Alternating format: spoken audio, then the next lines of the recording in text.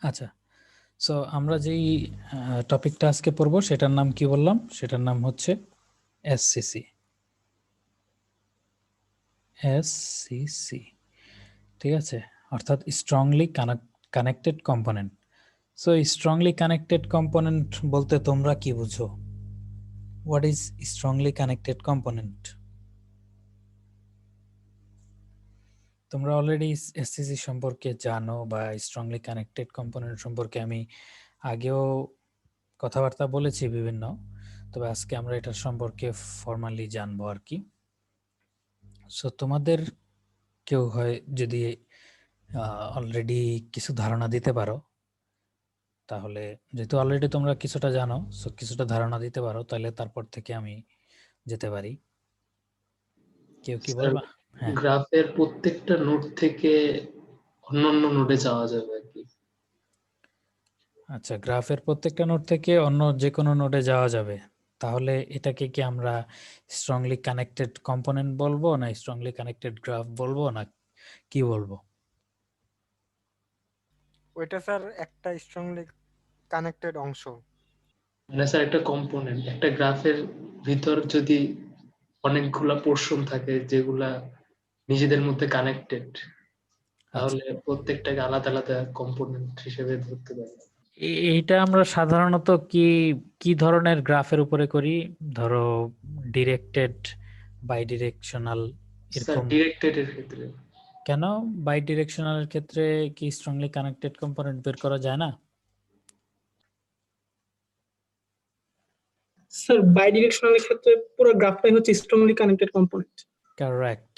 So বাই ডিরেকশনালের ক্ষেত্রে কানেক্টেড অংশ যদি কানেক্টেড থাকে গ্রাফটা, তাহলে অবশ্যই স্ট্রংলি কানেক্টেড হবে, এটাতে কোনো সন্দেহ নাই। সো তোমরা কিছুটা ধারণা পেয়েছো, অনেকেই হয়তো জিনিসটা বুঝো, কিন্তু হয়তো বুঝাতে গেলে আহ, একটু হয়তো বেগ পেতে হয়। সো আমরা আহ, সেটা একটু ক্লিয়ারলি বলি যে আমরা অনেক ধরনের গ্রাফ দেখি। So mainly strongly connected component আমরা বের করে থাকি হচ্ছে ডিরেক্টেড গ্রাফের জন্য। স্ট্রংলি কানেক্টেড কম্পোনেন্ট কাকে আমরা বলতেছি? যেই গ্রাফের মধ্যে তো অনেকগুলো নোড আছে, ধরো কয়েকটা নোড মিলে এই নোডগুলোর মধ্যে একটা থেকে আরেকটার মধ্যে মানে যাওয়া আসা দুইটাই করা যায়। অর্থাৎ ধরো একটা কম্পোনেন্টের মধ্যে এরকম ধরো ধরো একটা গ্রাফ আছে অনেক বড়, এর মধ্যে বিভিন্ন কম্পোনেন্ট আমরা ভাগ করলাম, ঠিক আছে, অনেক ধরনের কম্পোনেন্ট। এই যে এক একটা কম্পোনেন্ট, এই কম্পোনেন্ট গুলার মধ্যে কি হবে, মানে বৈশিষ্ট্যটা কি? এই কম্পোনেন্ট গুলোর বৈশিষ্ট্য হচ্ছে এই কম্পোনেন্ট গুলো থেকে যে কোনো দুইটা নোড তুমি যদি ইউ ভি নিয়ে আসো, যে কোনো দুইটা, ঠিক আছে, তাহলে ইউ থেকে ভি তে যাওয়ারও একটা পথ থাকবে, আবার ভি থেকে ইউ তে যাওয়ারও একটা পথ থাকবে। এটার যে কোনোটা যে কোনো নোড, প্রত্যেকটা কম্পোনেন্টের থেকে যে কোনো ইউভি নিয়ে আসো তুমি, ঠিক আছে, যে কোনো ইউভি নিয়ে আসো, প্রত্যেকের ক্ষেত্রে একই মানে এই প্রপার্টিটা তারা মেনটেন করবে, ঠিক আছে। যদি এরকম হয়, তাহলে আমরা আহ, তারপরে যেই এখান থেকে আরেকটা যদি গ্রাফ তৈরি করি, ধরো এদের প্রত্যেকটা থেকে প্রত্যেকটাতে যাওয়া যায়, ঠিক আছে, আর এদেরও প্রত্যেকটা থেকে প্রত্যেকটাতে যাওয়া যায়, এদেরও প্রত্যেকটা থেকে প্রত্যেকটাতে যাওয়া যায়, এদেরও প্রত্যেকটা থেকে প্রত্যেকটা যাওয়া যায়। এখন এদের থেকে ধরো এটার কোনো একটা নোড থেকে এটার কোনো একটা নোডে যাওয়া যায়, আবার এটার কোনো একটা নোড থেকে এটার কোনো একটা নোডে যাওয়া যায়, এটার কোনো একটা নোড থেকে এটার কোনো একটা নোডে যাওয়া যায়। এরকম ভাবে কিন্তু থাকতে পারে, কিন্তু কখনোই এইটার কোন একটা নোড থেকে এইটার কোন একটা নোডে যাওয়া যায়, আবার এই দিক থেকে হয়ে আবার এই দিকে এটা থেকে এখানে আবার যাওয়ার জন্য এই পাথটা কিন্তু কোশ্চেনড, ঠিক আছে, এই পাথটা কিন্তু হবে না। এই পাথটা যদি হইতো তাহলে কি কি হইতো দেখো, তাহলে যেটা হইতো সেটা হচ্ছে তোমার এইখান থেকে যে যদি এখানে যাওয়া যায় এবং এখান থেকে যদি আবার এখানে আসা যায়, এখানকার যে কোনো ইউভির জন্য তো আমরা কি বলেছি, এক একটা থেকে আরেকটা নোটে যাওয়া যায়। তো এখান থেকে তুমি কোনো একটা ইউ থেকে যদি বের হয়ে এসে এখানে কোনো একটা ভিতে ঢুকতে পারো, মানে কি আসলে তো তুমি ইউতে যেতে পারবা। তার মানে এই পুরা জিনিসটা একটা স্ট্রংলি কানেক্টেড কম্পোনেন্ট হয়ে যেত।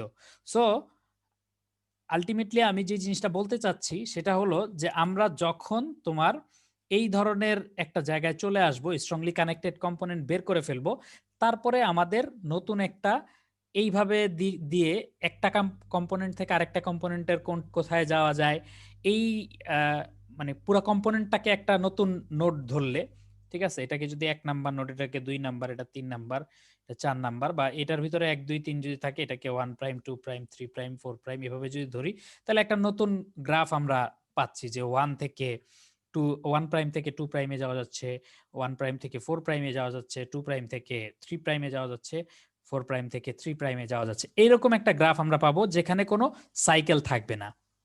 ঠিক আছে, এখানে কোনো সাইকেল থাকা পসিবল না। কেন পসিবল না সেটা কিন্তু আমি আগেই বললাম, যে যদি সাইকেল থাকতো তাহলে তারা আসলে একই কম্পোনেন্টেই চলে যেত। ঠিক আছে, সো ওই যে নতুন গ্রাফটা যে আমরা তৈরি করব, সেটার আবার একটা সুন্দর নাম আছে, সেটা হচ্ছে ড্যাগ বলা হয়, ডিরেক্টেড অ্যাসাইক্লিক গ্রাফ। ডিরেক্টেড মানে তো বুঝতেই পারতেছো, ডিরেক্টেড মানে ওই ডিরেক্টেড গ্রাফ যেগুলা ওয়ান ডিরেকশনাল সেগুলোকে আমরা ডিরেক্টেড বলি। অ্যাসাইক্লিক মানে হলো সাইকেল থাকবে না, গ্রাফ মানে তো গ্রাফ। ঠিক আছে, সো ওই যে গ্রাফটা তৈরি করি এটাকে বলা হয় directed acyclic graph. So strongly connected কম্পোনেন্টের কাজ কি এবং ড্যাগের কাজ কি, এই দুইটা বা এইগুলা কাকে বলে, সেই জিনিসগুলা সম্পর্কে ক্লিয়ার হলা কিনা। যদি ক্লিয়ার না হও তাহলে সেইখানে আগে কোশ্চেন করতে পারো, তারপরে আমরা তো এই কোশ্চেন অ্যান্সার শেষ হলেই আমরা চলে যাব কিভাবে এসসিসি বের করতে হবে বা ড্যাগ কিভাবে বের করতে হবে সেখানে। সো এটা আগে ক্লিয়ার করো যে এসসিসি কি জিনিস এবং ড্যাগ কি জিনিস, এই দুইটা জিনিস বুঝলে কিনা। এগুলোর কমপ্লেক্সিটি নিয়ে আমরা আরো কথা বলবো, আস্তে ধীরে আসবে। মেইনলি তোমরাই কমপ্লেক্সিটিটা বলে দিতে পারবে যে কত কমপ্লেক্সিটি হচ্ছে। বাট বুঝতে পারলা কিনা যে আমরা কাকে এসসিসি বলতেছি এবং কাকে ড্যাগ বলতেছি?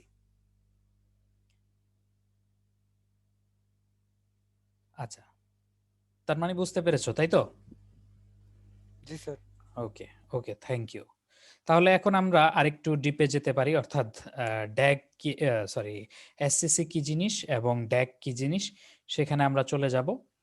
সো আসো প্রথমে না না মানে কিভাবে বের করে সেটাতে যাব আর কি। সো প্রথমে আমরা এসসিসি তে আসি।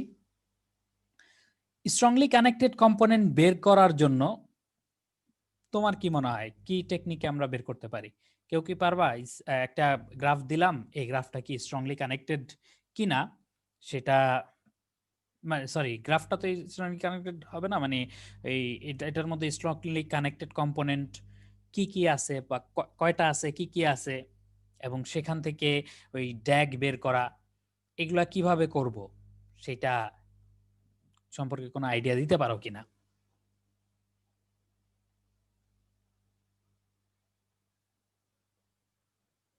আচ্ছা, সো এখানে আমরা যেটা করব সেটা হলো, তোমাদের গত দিন মানে গত থিওরি ক্লাসে আমরা যখন কি দেখেছিলাম, আর্টিকুলেশন পয়েন্ট ব্রিজ দেখেছিলাম, তার আগে আরেকটা জিনিস দেখে এসেছিলাম। মানে পয়েন্ট ব্রিজ দেখানোর জন্য আমাদের লেগেছিল স্টার্টিং টাইম এবং ফিনিশিং টাইম, সরি, লো স্টার্টিং টাইম এবং লো লো টাইম লেগেছিল।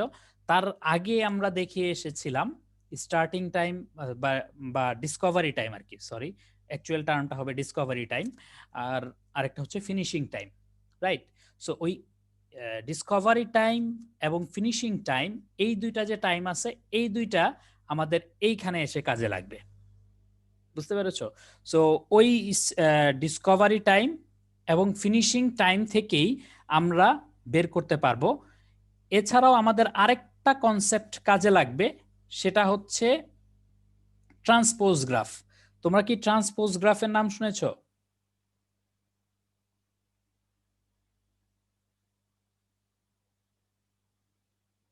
না স্যার।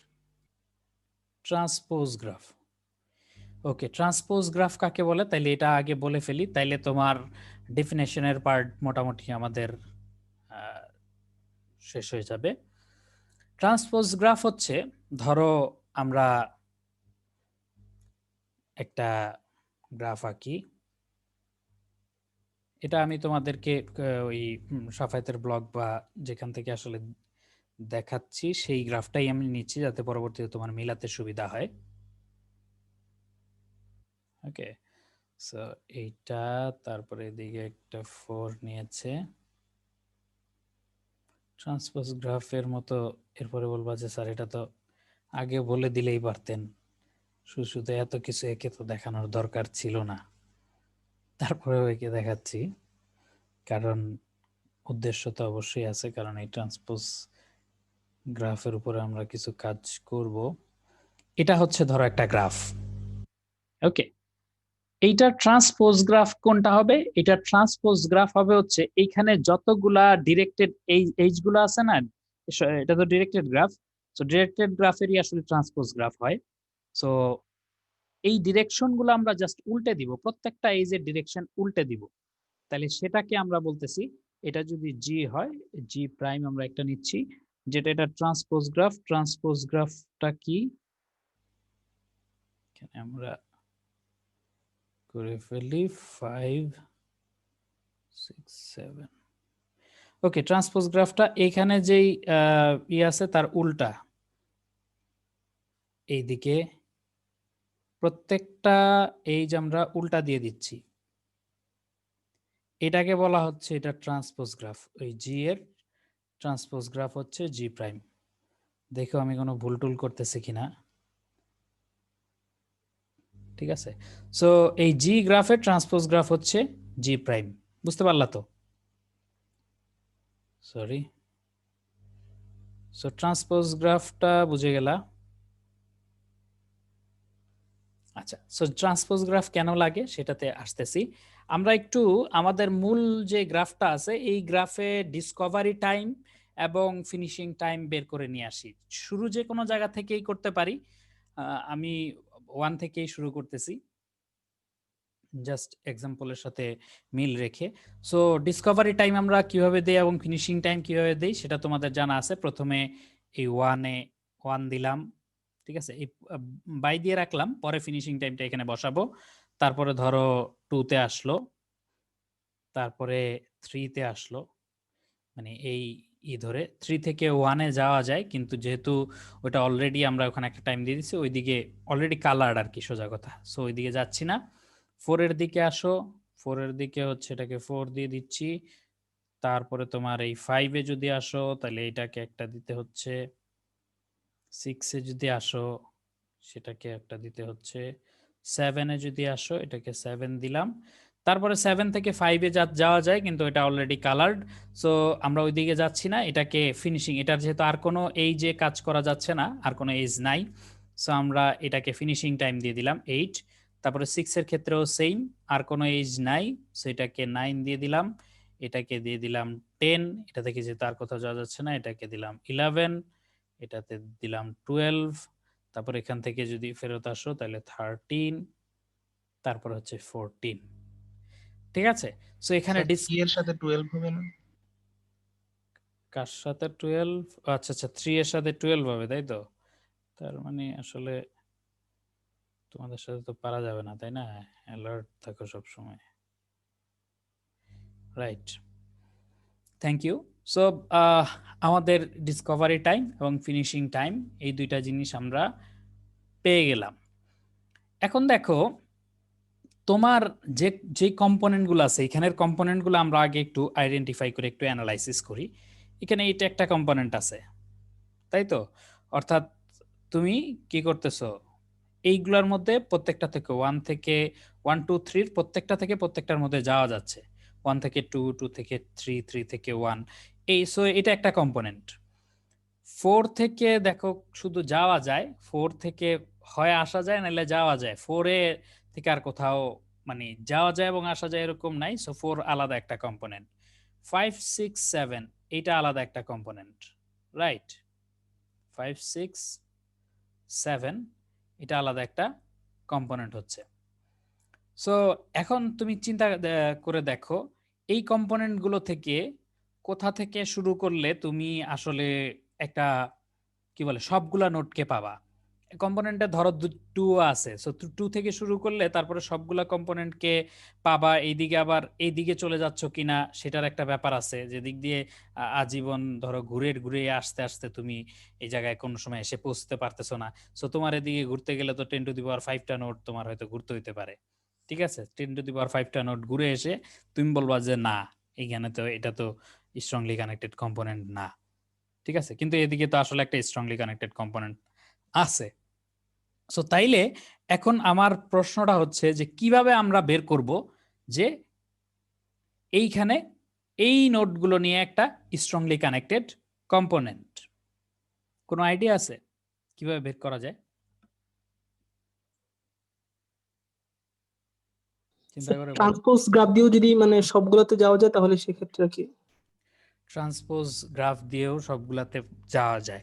আগে মানে মিন গ্রাফে মানে একটা নোড থেকে যেই কয়টা গ্রাফে যাওয়া যায় মানে যে কয়টা নোডে যাওয়া যাবে যদি ট্রান্সপোজ গ্রাফে দিয়ে ওই নোড থেকে ওই কয়টা গ্রাফে যাওয়া যায় তাহলে মানে ওই কয়টা নোডে যাওয়া যায় তাহলে এদেরকে নিয়ে একটা স্ট্রংলি কানেক্টেড কম্পোনেন্ট।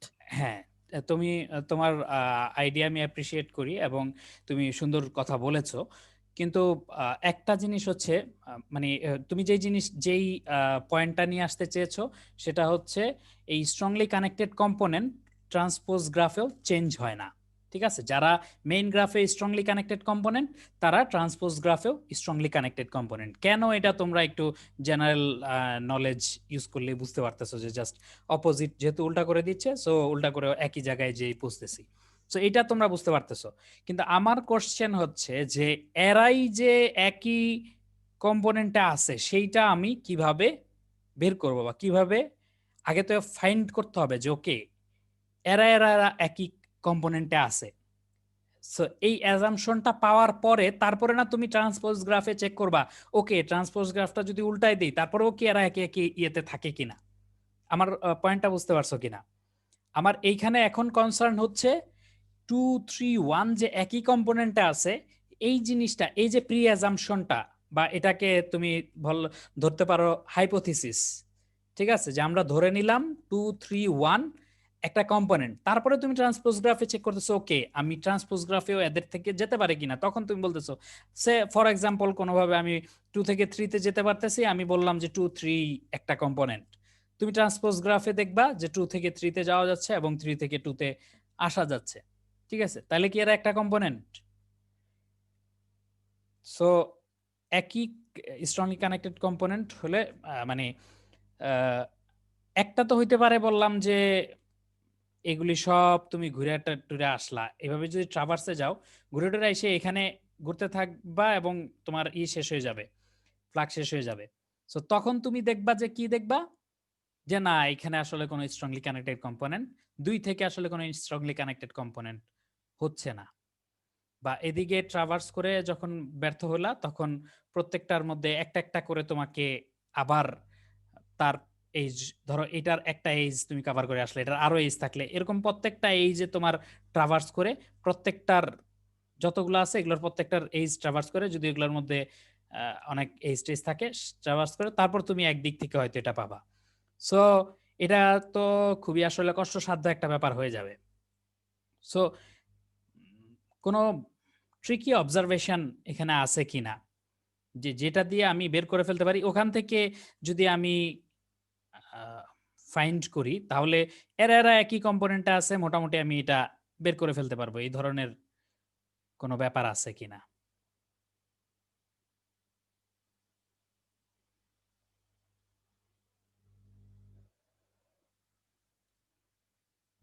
ওকে, সো এইখানে একটু যদি চিন্তা করো, সব কম্পোনেন্টের সহই চলে গেল, আন্ডু হয় না সেটা তো আবার রিডু করে আনা যেত, সরি ভুল করেছি। আচ্ছা, সো আমাদের এটা একটা কম্পোনেন্ট, এটা একটা কম্পোনেন্ট এবং এটা একটা কম্পোনেন্ট, সেই জায়গায় আমরা আসতে চাচ্ছি। সো এইখানে একটা ছোট্ট অবজারভেশন হচ্ছে তুমি যখন ট্রাভার্স করতেছো ওই যেই কম্পোনেন্টে ঢুকতেছো সেই কম্পোনেন্টের যেখান দিয়ে ঢুকতেছো সেইটা হচ্ছে সেইটার স্টার্টিং বা ডিসকভারি টাইমটা থাকবে সবচেয়ে ছোট, আর ওইটার ফিনিশিং টাইমটা থাকবে হচ্ছে সবচেয়ে বড়। ঠিক আছে, এই কম্পোনেন্টের ক্ষেত্রে দেখো স্টার্টিং টাইম সবচেয়ে ছোট হচ্ছে এবং ফিনিশিং টাইমটা হচ্ছে সবচেয়ে বড়।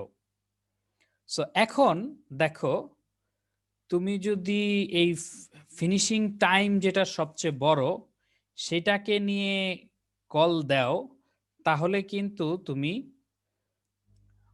কি পেয়ে যাচ্ছ, তাহলে তুমি ট্রান্সপোজ গ্রাফে যদি কলটা করো তাহলে তুমি পেয়ে যাবা কারা কারা এই কম্পোনেন্টের মধ্যে আছে। ঠিক আছে, তুমি বলতে পারো যে এখান থেকে শুরু করেও তো আমি এদিকে করলে এখান থেকে শুরু করে ট্রান্সপোজ গ্রাফে যদি করতাম তাইলেও হইতো।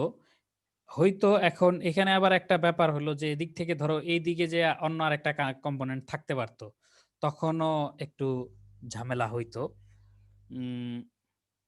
মানে ধরো অন্য একটা কম্পোনেন্ট থেকে এদিকে আসছে, সো এখন আমি এদিক থেকে ওইদিকে চলে যেতাম, তাইলে আবার একটু ঝামেলায় পড়তে হইতো।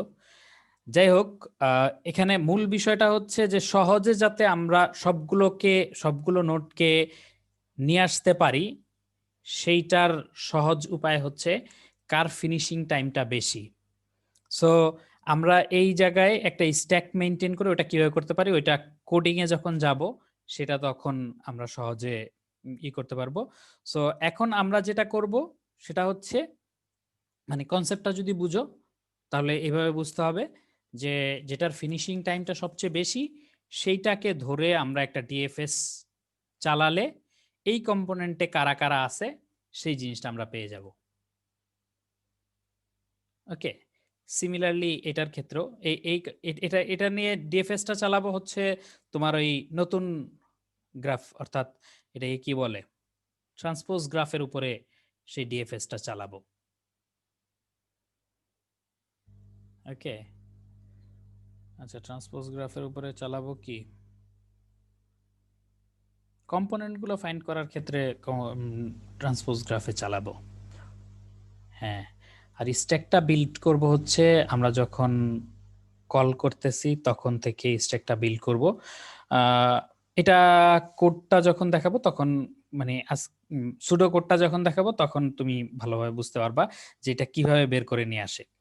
সো আমরা মেইনলি প্রথমে বিভিন্ন ছোট ছোট অবজারভেশন গুলো বলে নিচ্ছি যাতে তোমার জিনিসটা, প্রথমে টার্মিনোলজি গুলো বললাম, তারপরে এই অবজারভেশন গুলো বললাম, তারপরে হচ্ছে আমরা আসল কাজে যাব আর কি। একটা জিনিস একটু খেয়াল করতে পারো, আমরা যদি এখানে ডিএফএস চালালে দেখতেই পাচ্ছ যে ছোট জিনিস থেকে, মানে সবচেয়ে বড় ফিনিশিং টাইম ওই কম্পোনেন্টের হচ্ছে, যেই সবচেয়ে বড় ফিনিশিং টাইম যার, তাকে ধরে যদি আমরা ট্রান্সপোজ গ্রাফে কি বলে তোমার এই ডিএফএস চালাই, তাহলে আমাদের আর কম্পোনেন্টটা পেতে খুব একটা বেগ পেতে হচ্ছে না বা সমস্যা হচ্ছে না। ওকে, সো এখানে কোনো কোশ্চেন থাকলে বলো একটু।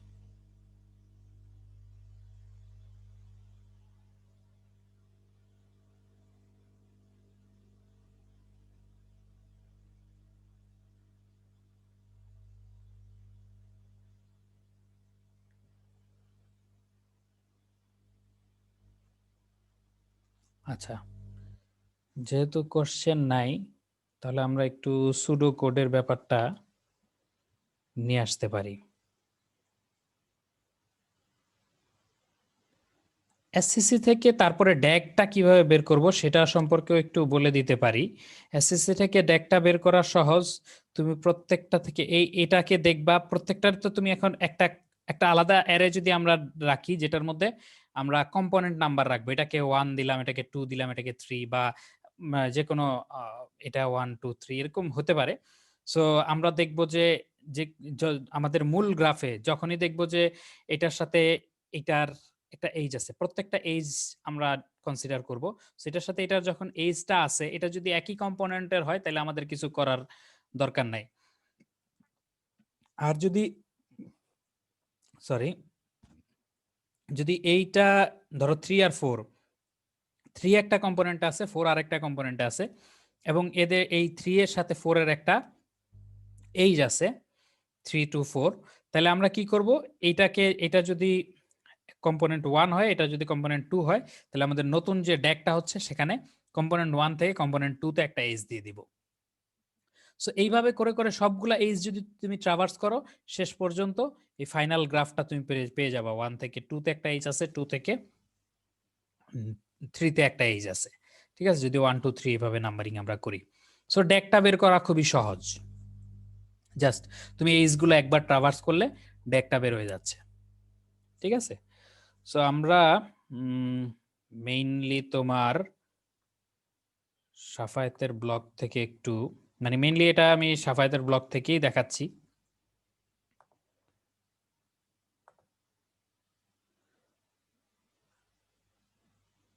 সো এখানে তোমরা আরো সুন্দরভাবে দেখতে পারো এটার এই যে, যেহেতু জাস্ট আমরা কি চালাচ্ছি, একটা ডিএফএস চালাচ্ছি, অ্যাকচুয়ালি দুইটা ডিএফএস চালাবো। সো এই দুইটা DFS A V plus E, এটাই হচ্ছে এটার মানে কি বলে কমপ্লেক্সিটি। আর ওইদিকে ড্যাগ তৈরি করতে তোমার ভি ইটারেট করতে হচ্ছে। এই তার মানে এই V plus E 2 into V plus E ধরতে পারো এদিকে, আর ওইদিকে ভি, তার মানে প্লাস করলে আসলে ভি প্লাস ই ডোমিনেট করবে। ওকে, তার মানে ডিএফএস এর কমপ্লেক্সিটি এখানে ওই কথাগুলোই তোমার বলেছে। এখানে ওই স্টার্টিং টাইম ফিনিশিং টাইম আমরা যেভাবে দিয়েছি, এই এক্সাম্পলটাই আমি আসলে নিয়েছি, এবং এটা হচ্ছে মেইন ইয়েতে। এখানে যে গ্রাফের এজগুলো উল্টে দেওয়া হয় তাহলেও এসএসসি গুলো এসসিসি গুলো একই থাকে। স্ট্রংলি কানেক্টেড, একে বলা হয় ট্রান্সপোজ গ্রাফ। এই যেটা বললাম, ট্রান্সপোজ গ্রাফে সাইকেলগুলোর কোনো পরিবর্তন হয় না, একই ট্রান্সপোজ গ্রাফে একই সাইকেল থাকে আর কি। মানে মূল গ্রাফ এবং ইয়েতে সাইকেল এর সংখ্যা বা এগুলিতে সাইকেলের আকার এগুলিতে কোনো পরিবর্তন হয় না। আচ্ছা, সো ওই যে আমরা টপোলজিক্যাল সর্ট করেছিলাম সেটা এখানে কিছুটা কাজে লাগতেছে। টপোলজিক্যাল অর্ডারে আগে থাকা নোটগুলোকে ডিএফএস নিয়ে যদি ডিএফএস চালাই, যার ফিনিশিং টাইম বড় সেখান থেকে শুরু করে, তাহলে এসসিসি গুলা আগে পাওয়া যায়। ঠিক আছে, প্রথম প্রথম পাওয়া যায়, এটাই বলার চেষ্টা করেছে আর কি। অন্য পদ্ধতিতে হয়তো করা যায়, কিন্তু ওগুলিতে হয়তো একটু কমপ্লেক্সিটি হয়, রান টাইমে বেশি লাগে, অথবা থিওরিটিক্যালি বেশি লাগতে পারে। আচ্ছা, সো এইটা হচ্ছে মোটামুটি সুডো কোডটা। সুডো কোডটা যদি আমরা একটু বোঝার চেষ্টা করি, সো প্রথম থেকে যদি আসো, এটা তারা প্রসিডিউরটা লিখেছে, একটা স্ট্যাক নিচ্ছে, সরি স্ট্যাক দিয়ে কি মেনটেন করতেছে, স্ট্যাক দিয়ে ফিনিশিং টাইমটা বড় এইটা বের করার জন্য মূলত স্ট্যাকটা আনতেছে। কারণ তুমি যখন ডিসকভার করে করে যাচ্ছ, তারপর আবার মানে ডিএফএস এ কিভাবে কাজ করে, ডিএফএস এ এই প্রথম থেকে যদি ধরো এইটা, তারপরে এইটা, তারপরে এইটা, তারপরে এইটা, তারপরে সরি মূল গ্রাফ তো এটাই, হ্যাঁ, তারপরে এখানে যদি আসো তাহলে 5 থেকে 6, 6 থেকে 7 এইভাবে করে যাচ্ছ। ঠিক আছে, তারপরে তুমি এখন স্ট্যাকে যদি এখানে চলে আসলা, তারপরে ফিনিশিং টাইমটা যদি স্ট্যাকে রেখে আসতে থাকো, 8 প্রথমে রাখলা, তারপরে 9, তারপর 10, তারপরে 11, তারপর 12, তারপরে 13, তারপর 14। এখন ধরো স্ট্যাকের টপে তাহলে কে আছে, এই যে 14, ওই তোমার ইয়ের কি বলে টপোলজিক্যাল সর্টে সেই তো প্রথমে থাকবে। ঠিক আছে, সো সেই তারপরে কে, এই ডিপেন্ডেন্সিটা বাদ দিলে তারপরে কে, তখন এই ডিপেন্ডেন্সিটা বাদ দিব কখন, এখানে আমরা যখন একই কম্পোনেন্ট বের করে ফেলতে পারবো, এইটাকে এই গ্রাফটাকে আমরা মোটামুটি বাদ দিয়ে দিব। ঠিক আছে, তারপরে পরের ইয়ে থেকে ধরবো, এরকম আর কি। সো এখানে এই কাজটাই মোটামুটি করেছে আর কি, মানে এটার জন্য স্ট্যাকটা নেওয়া হয়েছে। ভিজিটেড একটা নিলাম, কালার নিলাম। ভিজিটেড এবং কালার কি জন্য নিচ্ছে সেটা বলতেছি। মানে দুইটা ডিএফএস চালাচ্ছে, তো একটা ডিএফএস এর নাম দিছে কালার, আর একটা ডিএফএস এর নাম দিছে ভিজিটেড। ঠিক আছে, এই আর কোনো পার্থক্য নাই। আর কালারে ওই 3টা কালার রাখছে, যে এখন কাজ করা হচ্ছে হোয়াইট, গ্রে, আর তোমার ওই কি বলে এটার নাম, ব্ল্যাক বা আদার যে কালার। আর কম্পোনেন্টে আসলে থাকে হচ্ছে ইন্টিজার, অর্থাৎ কত নাম্বার কম্পোনেন্টে তোমার এটা আছে। ঠিক আছে, আর স্ট্যাকটা তারা যদিও এই ইয়েতে নিয়েছে, এই ফাংশনের ভিতরে নিয়েছে, কিন্তু এটা আসলে গ্লোবাল। দেখো এখানে স্ট্যাকটা আসলে তারা ইউজ করেছে, এটা আইদার গ্লোবাল নিতে হবে অথবা ডিএফএস এর মধ্যে পাস করতে হবে। যাই হোক, এগুলা কিছু এটা একদম হুবহু পারফেক্ট না। এটা কনসেপ্ট বোঝার ক্ষেত্রে এই সুডোকোডটা ঠিক আছে, কিন্তু অনেক জিনিসই তোমার ধরো যে এক্সাক্ট না আর কি। ঠিক আছে, ওইভাবে এক্স্যাক্টলি ওইভাবেই না, একটু একটু চেঞ্জ আছে আর কি। আচ্ছা, তারপরে কম্পোনেন্ট গেল। মার্ক হচ্ছে তারা হচ্ছে তোমার ওই ইয়ে থেকে শুরু করতেছে আর কি, কি বলে এটার নাম, কম্পোনেন্ট নাম্বারটা দিচ্ছে এই মার্ক দিয়ে, বুঝছো? কত নাম্বার কম্পোনেন্ট সেটা দিচ্ছে এই মার্কটা দিয়ে। তুমি এটা কাউন্ট বা গ্রুপ নাম্বার অনেকে অনেক ধরনের রাখে, তোমার ইচ্ছা। সো সে যেটা করতেছে, কালার দেখতেছে যেটারই হোয়াইট, সেটা দিয়ে আগে একটা ডিএফএস চালাচ্ছে। সো ডিএফএস চালাচ্ছে। সো ডিএফএসটার মধ্যে কি করতেছে, এখানে গ্রাফের প্রত্যেকটা নোড ধরে তো একটা করে ডিএফএস চালাচ্ছে। সো আসো এখানে দেখি এই ডিএফএস এ কি করতেছে সে। ডিএফএস এ প্রথমেই মানে প্রত্যেকটা নোড ধরে চালাচ্ছে বলতে হোয়াইট থাকতে হবে, অর্থাৎ এখনো কালার্ড হয় না এরকম। সো যদি এটা প্রসেস করতে আসে তাহলে তো প্রথমেই গ্রে কালার দিল, তার মানে অন্য কেউ যাতে আবার হাত না দেয়, বা এই ধরো যে এখান থেকে মূল গ্রাফটা দেখি, এখান থেকে ট্রাভার্স করে এসে আবার এইটার মধ্যে যাতে আবার ট্রাভার্স না করে, এই জন্য গ্রে করে দিচ্ছে। সো এই এরপরে এই নোটটা ধরে এই নোটের অ্যাডজাসেন্ট যা আছে ডিএফএস এ যা করে আর কি, তাদেরকে ভিজিট করতেছে এবং সেম ডিএফএসটাই কল করতেছে। ঠিক আছে, এই যে হোয়াইট হোয়াইট থাকলে শুধু যাচ্ছে, গ্রে থাকলে কিন্তু যাচ্ছে না। আর এখানে ডিএফএস এ আসলেই তাকে গ্রে করে দেওয়া হচ্ছে। ওকে, সো এই ফর লুপের কাজটা শেষ হওয়ার পরে সে কি করতেছে, সে স্ট্যাকে এই এখানে সোর্স লিখছে। ঠিক আছে, এটা আসলে এই ইউটা আর কি,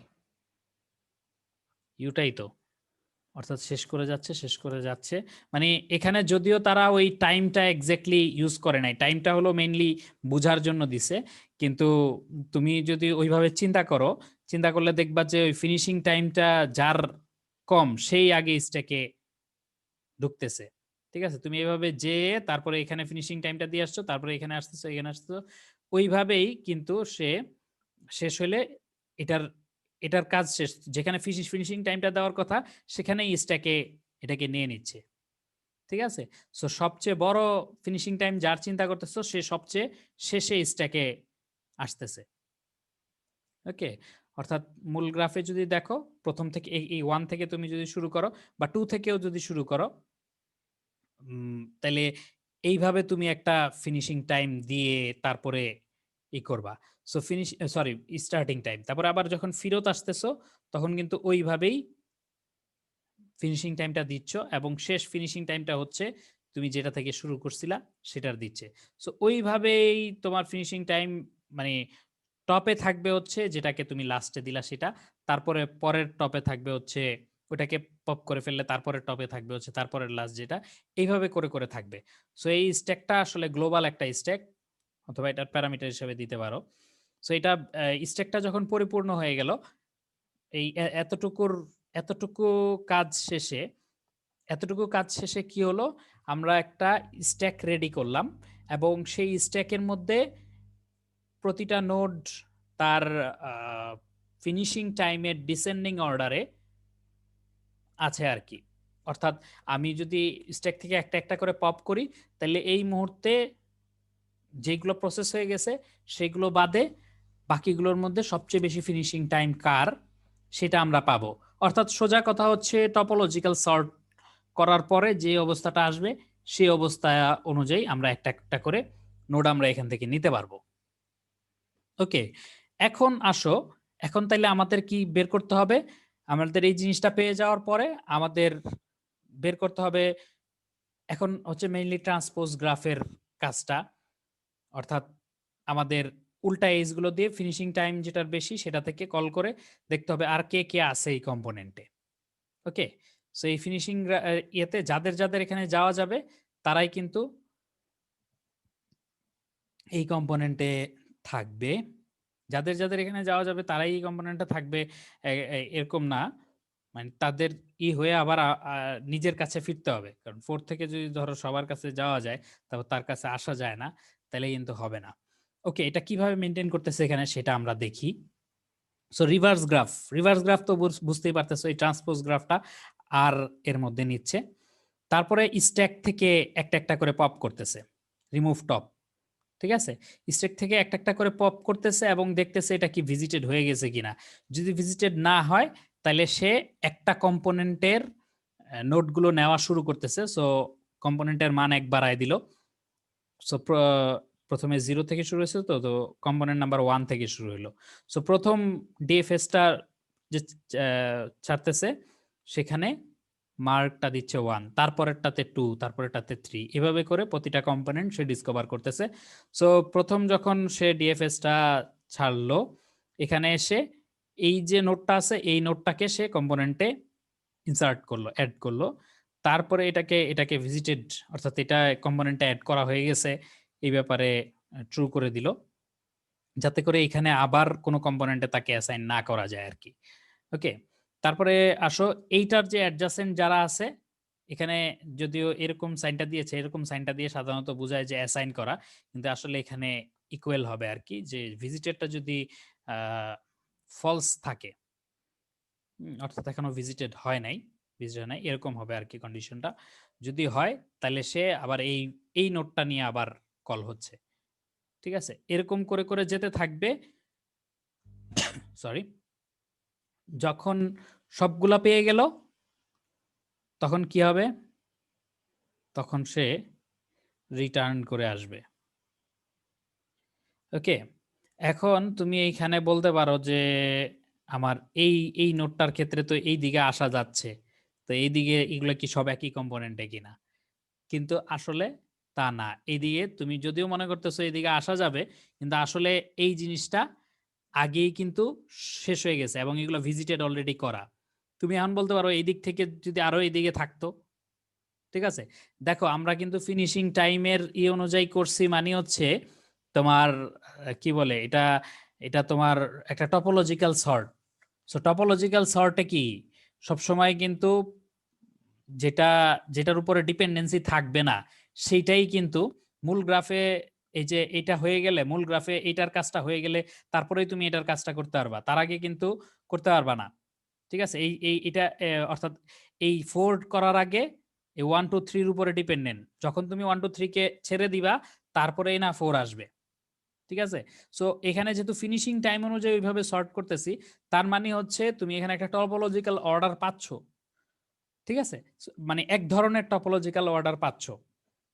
সো এই জন্যই কিন্তু আসলে ওইভাবে করা হচ্ছে। সো এইটা এই কম্পোনেন্ট শেষ হয়ে গেছে, তার মানে তুমি এই 4 থেকে আসলে এইদিকে আসতে পারবা না। ওই যে ট্রান্সপোজ গ্রাফে মনে হচ্ছে যে এদিক থেকে এইগুলো সব যদি পেয়ে যায় তাহলে তো এগুলো সব একই কম্পোনেন্টে ধরতেছে, কিন্তু আসলে কিন্তু পাচ্ছে না, কারণ এগুলি অলরেডি গ্রে আউট বা ভিজিটেড, এগুলাকে অন করে দেওয়া হয়েছে। সো এইভাবে আসলে জিনিসটা ঠেকিয়ে দিচ্ছে যে এই টপোলজিক্যাল অর্ডার যেহেতু আছে, অতএব এটা এইগুলাকে কোনো মানে হ্যাম্পার করতে পারতেছে না। কারণ তুমি যদি চিন্তা করো যে এই দিক থেকে এই দিকে, আমি একটু দেখাই, ধরো এই দিকে কোনো একটা কম্পোনেন্ট, এই দিকে ধরো 8 9 10, ঠিক আছে? এটা থেকে ধরো 9 যাওয়া যায়, সরি, এটা থেকে ধরো, সরি, 9 যাওয়া যায়, কোনটা থেকে? ধরো 2 থেকে 9 যাওয়া যায়। ওকে, 9 থেকে 10 যাওয়া যায়, 10 থেকে 8 9, এরকম। এবং তার মানে হচ্ছে এই পাশে আরেকটা কম্পোনেন্ট আছে। এরকম যদি হয় তাহলে তুমি দেখো স্টার্টিং টাইম এবং ফিনিশিং টাইমটা কিরকম দাঁড়ায়। এই পাশ থেকে তুমি তো কাজ করে গেলা, এই পাশ থেকে বলতে বোঝাচ্ছি এখান থেকে শুরু করে 1 2 3 4 5 6 7 এরকম করে তুমি স্টার্টিং টাইম দিয়ে তারপরে এগুলাতে ফিনিশিং টাইম দিয়ে দিয়ে এই পর্যন্ত আসলা। এই পর্যন্ত আসার পরে কি হচ্ছে? এই পর্যন্ত আসার পরে এদিক থেকে তো তখন ওইদিকে যাওয়া যাবে না। এটা একটু ভুল করেছি বলতে আমি যে সিনারিওটা তৈরি করতে চাচ্ছিলাম সেটা এখানে তৈরি হবে না, এটাকে উল্টা দিতে হবে আর কি।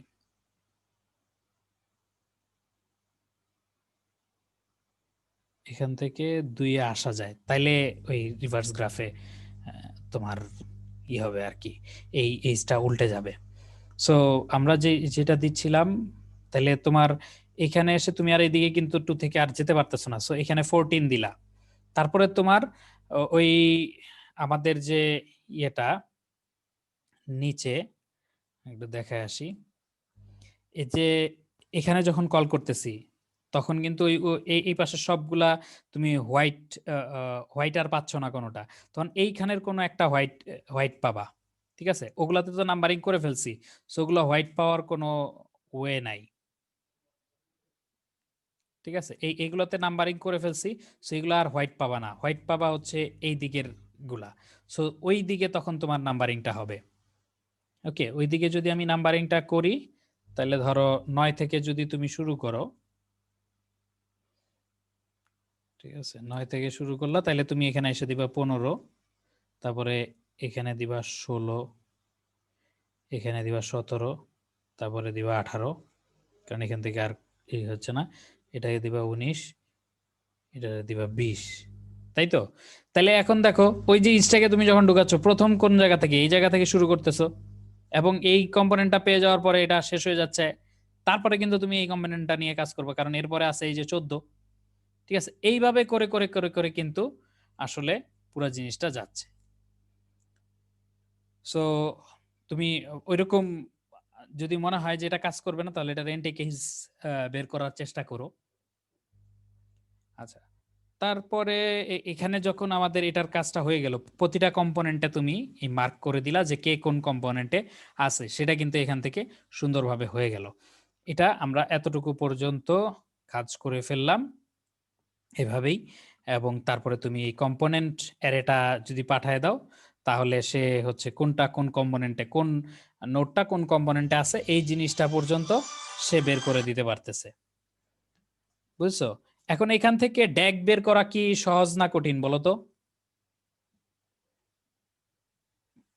ড্যাগের সম্ভবত ওদের আরেকটা ইয়ে আছে আর কি। সো এখান থেকে ড্যাগ বের করতে পারবা না কেউ আছো?